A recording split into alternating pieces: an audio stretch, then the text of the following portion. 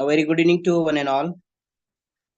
I am Dr. Prabhakar Swami, IQC coordinator of Mahatma Phule Mahavidyalaya, Kingaon. I heartily welcome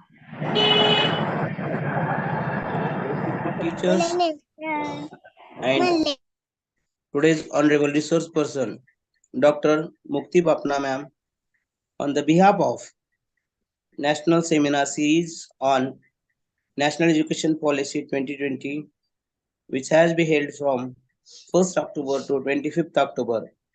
Today is the 22nd session of this National Seminar Series. Today, we are having a very versatile personality as a resource person among us. I would like to firstly invite today's this session's honorable chairperson, Dr. B.R. Bodke sir, for the chairing this session, the honorable principal of my college. Also, I would like to also invite the guest for today's this session, Dr. V.J. Chavan sir, the vice principal of Mahatma Phule Mahavidyalaya, Kingaon. Now, I would like to briefly introduce today's honorable resource person, Dr. Mukti Bapna ma'am. Dr. Mukti Bapna ma'am is currently working as an assistant professor at Indrayani Mahavidyalaya, Pune, Maharashtra, and very passionate teacher who uses various creative methodologies. She has near about more than 10 years teaching experience at UG and PG level. She is having more than 5 years of research experience.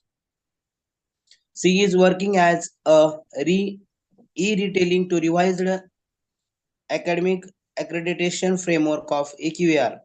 She has published many research papers at national and international level. She has also published near about more than 20 research papers in reputed and Scopus indexed journals. Today, she is going to talk on the national framework of NEP 2020 because in the national education policy, credit framework is the most important part of national education policy. So today ma'am is going to talk on that topic. Not taking much time between you and her, I would like to invite today's honorable resource person and deliver her speech on national credit framework. Welcome ma'am.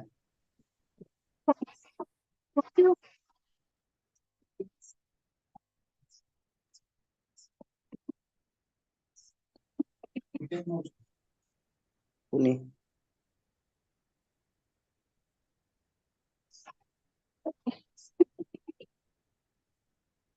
Yes ma'am, it is visible. Your voice is not, you are not audible ma'am. Hello, excuse me. You are not audible. Please check your mic first.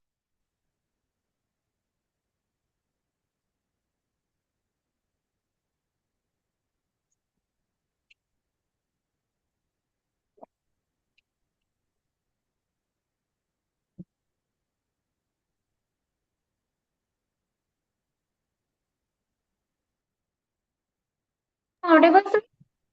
Yes, ma'am. Yes, now you are audible. Okay, Okay. go ahead. Okay. Thank you. So, and are you able to see my presentation, sir? Yes, ma'am. Yes. Okay. So, my basic topic is the National Credit Framework, NCRF.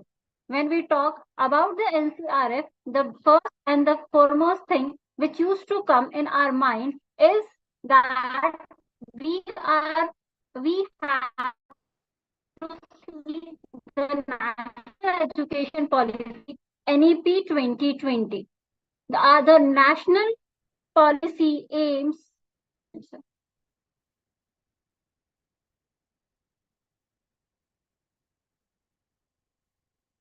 the national credit frame the national education policy 2020 aims to integrate academic and vocational education while maintaining the fundamental tenets of access, equity, quality, affordability, and accountability. This will make education more comprehensive and successful.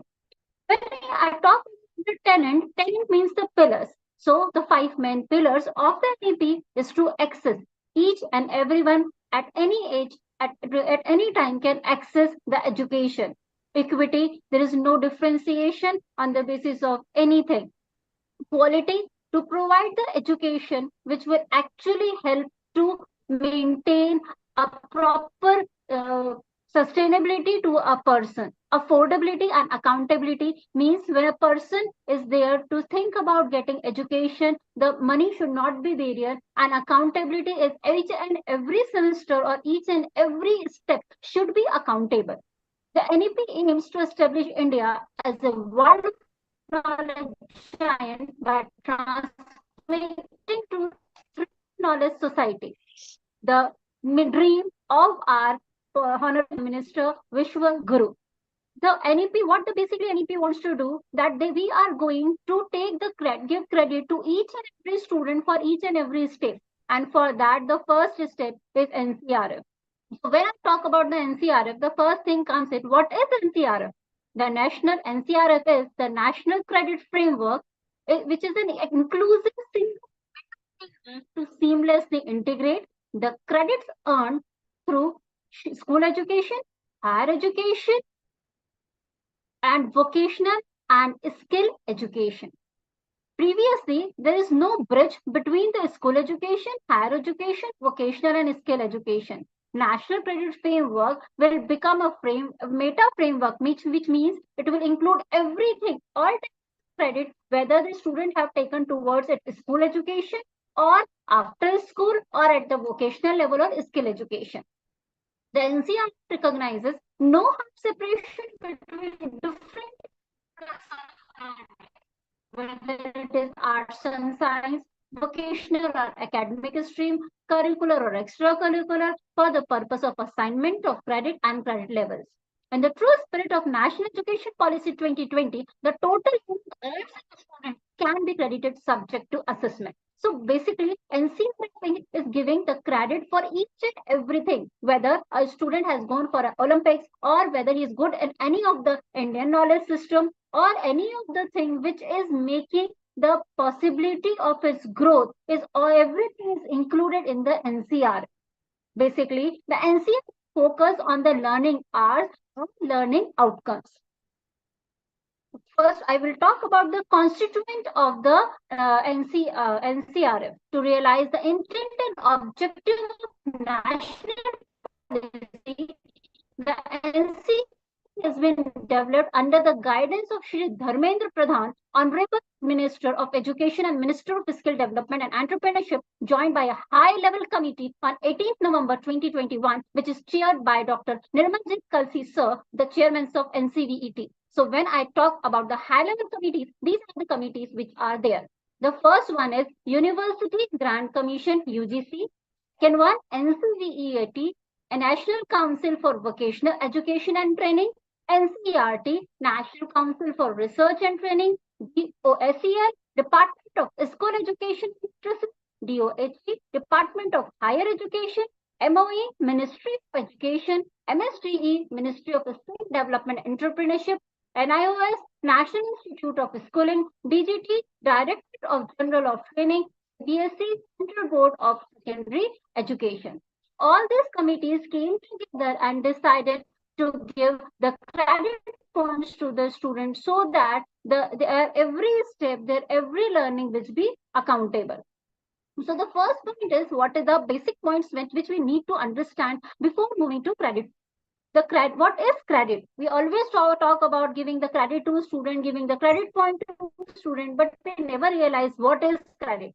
So here the very basic definition, credit is a recognition that a learner has completed a prior course of learning corresponding to a qualification at a given level. What it means is when a person, it's a student, the learner is a person who is learning something, is a student. What he is doing, either he is prior course of learning or he is doing a certain qualification.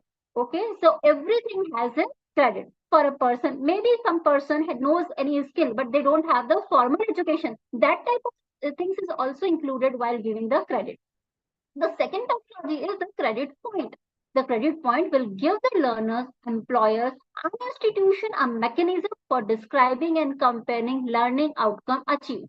When we want to compare something, we need certain unit. So you can think for education, the credit point will work or will give a significance to compare that time.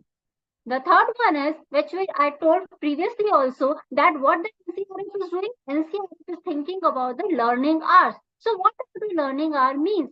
The learning hour means the assignment of the credit across school education, higher education, and vocational education, and training or skilling to be 1,1200 hours per year. So if we will see that a person has to do the UG or PG, how much time they have to give? That is a 1,200 hours per year. But there are certain exceptions. For preschool up to grade 5, when in the learning hours ranges from 800 to 1,000 hours, for which student will be awarded the 40 credits. Okay, so we will get, when we learn the 1,200 hours, we will get the 40 credits. Again, when we learn something, it will be either theory or practical or experiential learning.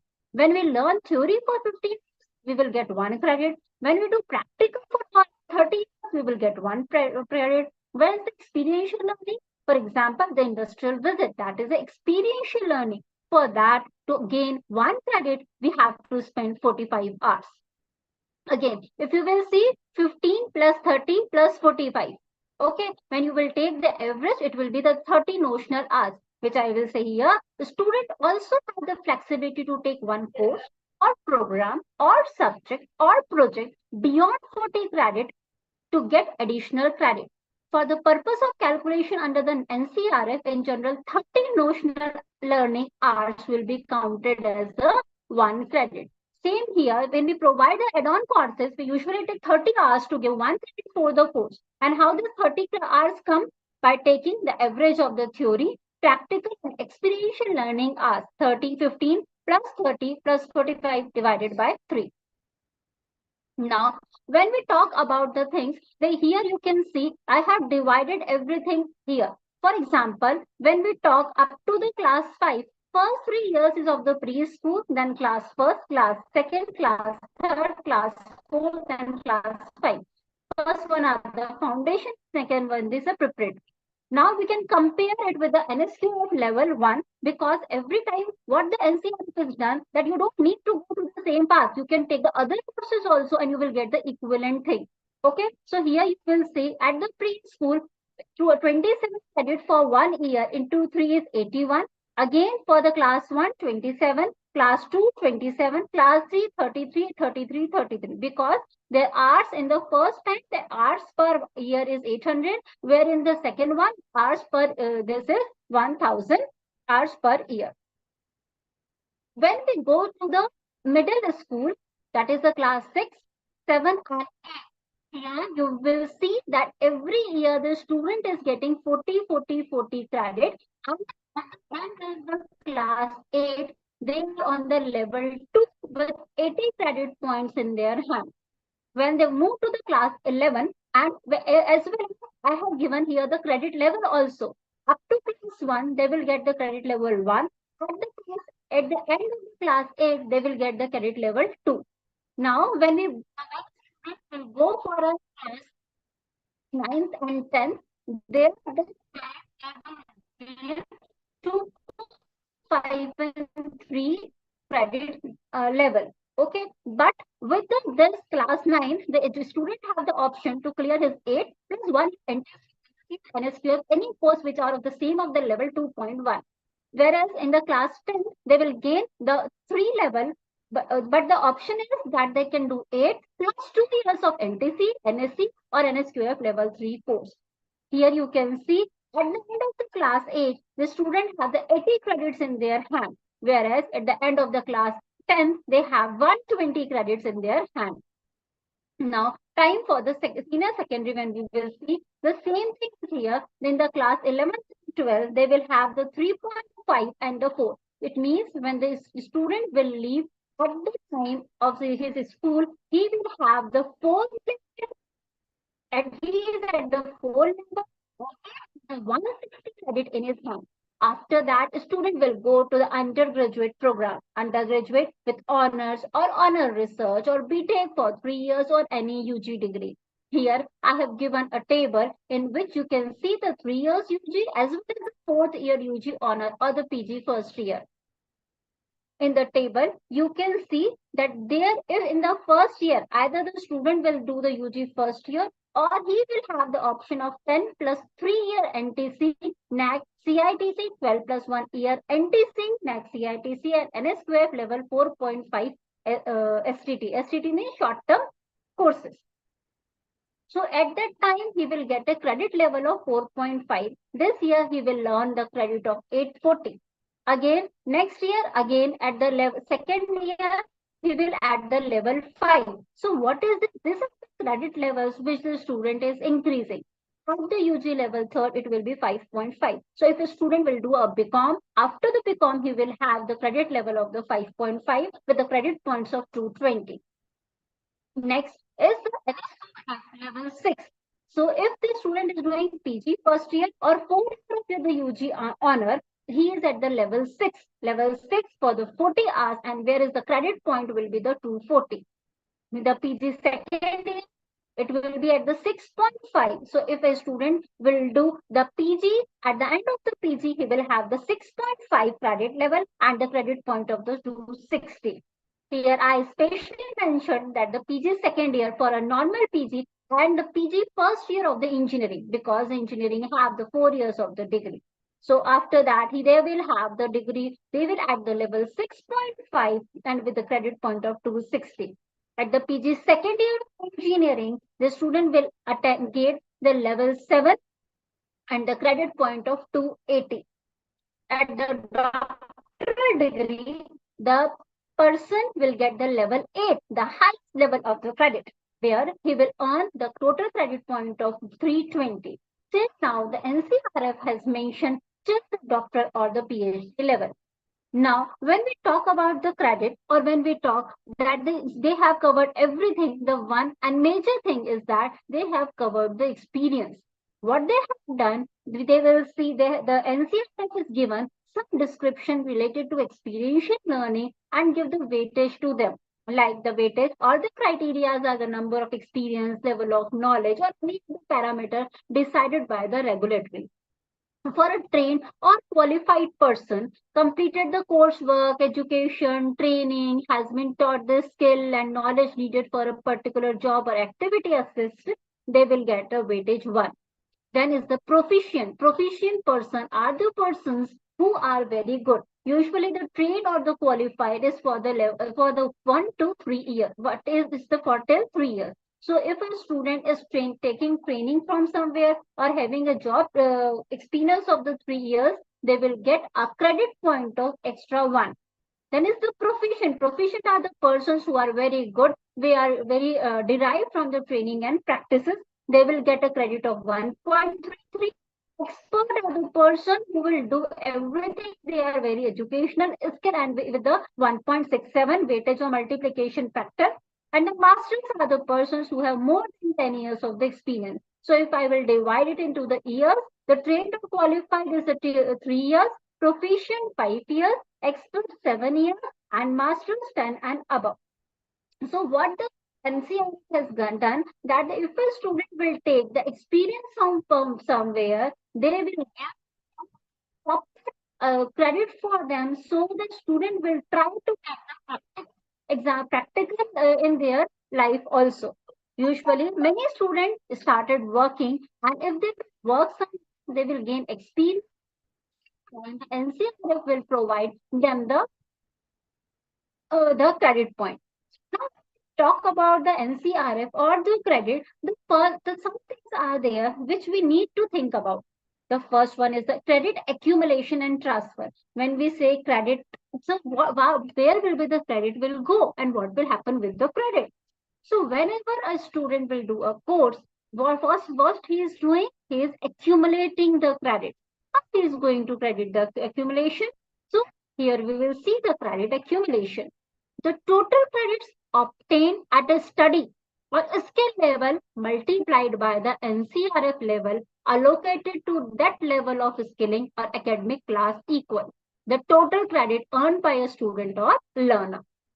The framework intended situation in which a student chooses to leave the education ecosystem and finds employment. The best, the thing, the NCR is helping here to implement NEP by opting the MEME, that is a multiple entry and multiple exit. The student can exit the system anytime and he is always welcome to join the system back. Here is an example of a credit accumulation. For example, a learner has completed class grade 11 and grade 12 from a regular schooling, earning 40 credit for each grade.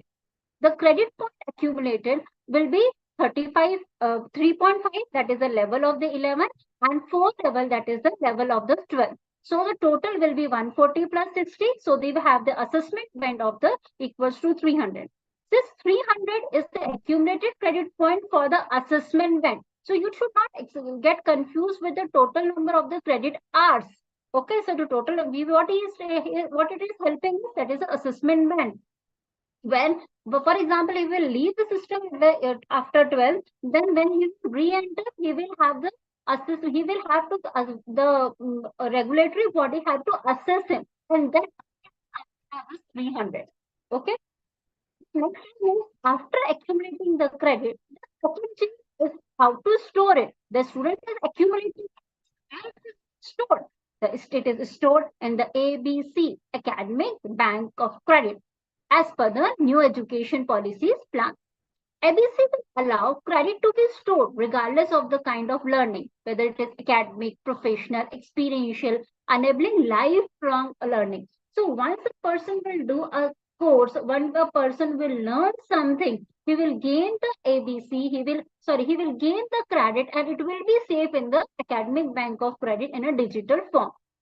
The Academic Bank of Credit shall be an educational digital platform created to facilitate students' seamless mobility between or within degree granting higher education institutes and vocational education and training, skilling through a formal system of credit recognition, credit accumulation, credit transfer, and credit redemption through the opening, closure, and validation of account, and shall enable multiple entry and exit option in a program to promote, distribute, and flexible teaching and learning. So what is ABC wants to do? Right now, it is working at a higher education institute. So what they will do, when a student will learn something, the credit will be recognized and stored in the ABC, which will help them. They most welcome to have the multiple entry and multiple exit. So whenever they will come again, when they will enter again, their the credit are the same and they can use it for the further purposes. The ABC have been notified by the UGC and will be extended to cover the provision related to school education as well. Slowly, the school credit points, credit levels will also be added into the ABC. The credits will be out to align all other government regulatory policies and activities. The student cannot use the same credit again for the same purpose after they have been redeemed. So when they have the credit in their bank, what they can do, they can redeem it, they can use it. Okay. So once they will redeem it, they will not reuse it. So they have to continuously gain the credit. That will help them to increase their potential. The appropriate regulatory will verify the credit that have been acquired and maintained in ABC. So, for example, if a person comes from a different state and then he will say that I have that much of credit, we will have some person or their university as a regulator who will tell or who will prove that this is a fair and true credit point. When we talk about the first one is the accumulation, then is the storage, then is the credit transfer. Now is time when we need to transfer the credit. The transfer of credit is possible only when credits are recognized by concerned awarding bodies. For example, in the Pune, we have the SPPU University, and if a person, a student will go somewhere and show their credit, the SPPU is the awarding body, and recognize that this is a true and fair credit. And this is always done with a mutual agreement on credit between the body allocating credit and body accepting the credits. Okay, so if you will go to a different university, there should be a mutual agreement between the both universities. To enable such transfer, it is imperative that learning outcomes for every level and every program or course shall be defined by the concerned regulator board to facilitate. So what is that?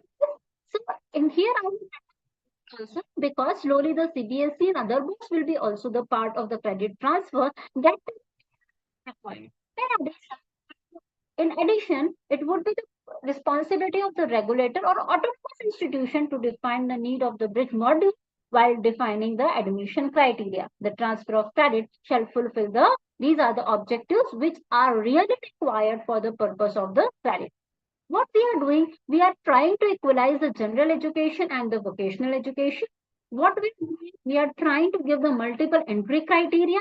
We will help them to take the multiple entry and exit at their suitable situations. We enhance the international mobility. Many countries are already working on the credits. So we will try to give the student the same platform as they are giving, and it will help students to move international borders. Other benefits like establishing minimum required for a job, employment, or projects. So, what is this? Is what the NCRF is trying to do. They are accumulating the credit, they are storing credit. Now, what they are trying, they are transferring the credit. One, if a student is doing the vocational education or general education, both are taking at par. If they are taking a training or they are taking a craftsman scaling, what they can do, they will also have the credit point and they can will have the equivalent certificates, which will help them to move ahead. With the credit points, the student can have the different entry criteria. For example, if a student wants to go to a different country, there are certain criteria that for post graduation you should have this much of the credit. This will help them to learn things going out of the border and have more mobility in the education field. There are special provisions. For example, the first provision is for the educational acceleration. Some students have the very good, they are gifted students. So we can't tell them that if you don't learn for this much hours, we will not let you move ahead. So what the NCRF has done with the NCRT, SCET, when they are framing the national or the state curricular or pedagogical framework for early child care education and education will factor the aspect of the education acceleration. For example, if a student is very good in the studies, what they can just move the student from first standard to third standard, but there are certain special acceleration exams which they need the student should have, as well as there are certain capacity which are need to be tested. Similarly, the Parak, CBSE, NIOS, and other school board of assessment in the country will design, create, prescribe a special assessment method to facilitate the assessment of such fast-track learning trajectory for gifted children. So we will not bind our students so that in the hours or the outcomes, we will make them to learn at their level and with their pace. UGC, AICT, and NCVT may also develop their own mechanism, including a spatial assessment method, enabling assessment of such fast-track learning trajectories for gifted students independent of the learning hours spent by them. In such cases, instead of learning hour, it is predefined learning outcome subject to very strict high standard assessment that would establish and that the intent outcome have been fully achieved, which would decide the achievement of the credit level and the credit. So this all the education acceleration will be given a very strict point, but it is if the student is really gifted with a high standard assessment and to understand whether he have learned outcome which is should be with the program is very much taken care. The second one is when the student is a national or international achiever. If a student is a national or international achiever in any of the games and sports, any of the performing art like dance, drama, music, etc., or he is a master craftsman of the heritage and traditional skill, social work with a high impact or in priority area. For example, if a student in his summer break go to a village and teach the peoples, that will be given a high impact, and for that the credit point is also given.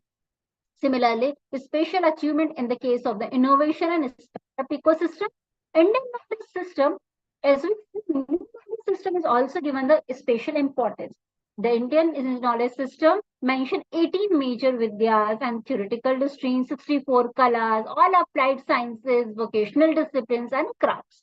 So what we have done, we have not said that we will go take only to take the academic things. We have covered every aspect, every area where a student will learn, or he is learning something, or he has some special skill which make him to go ahead and prove themselves. Everything is in taken care of. The next one is, for example is here, if a person has won a gold medal in the Olympic Games, his preparation and practice for his outcome and achievement could be equated with the skilling credit requirement, say 70% of the credit for a BVOC degree in physical education. So by just by accumulating 30% remaining accredited credit, for example, say in Hindi means what? Say he can do a language course and he will accumulate academic credit from that, and the person could get the vocational degree in the physical education. So it doesn't mean the student is not in the is not learning, or he is engaged in some games or any skill.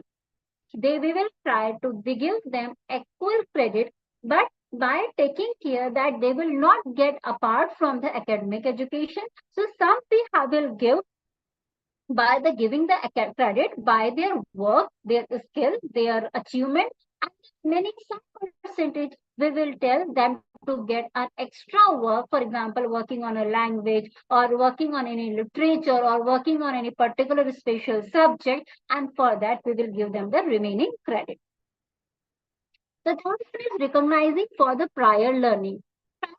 Means the learning which, for example, if a person works and he has some trial learning, he is learning some craftsmanship and he don't have a formal education, that time we say it is a recognition of the prior learning, knowledge, skills, and job competencies that have been acquired by student, learner, individual, or worker through informal or combination of formal and informal experience, including applicable experience and proficiency level achieved or other learning through family, traditional inheritance, etc. So many times the person learn from the any skill from the family. So we will not say that you have not went to the school or college and we will not give you the credit. The NCRF, our new education policy, says no, they also have the skill. You have to recognize it. And that time we say them a RPL, that is the recognition of the prior learning. For that, a set of the assessment is made so that we will understand their existing knowledge, skill, competency, and learning outcome, and we will try to make them at the same level the other persons at.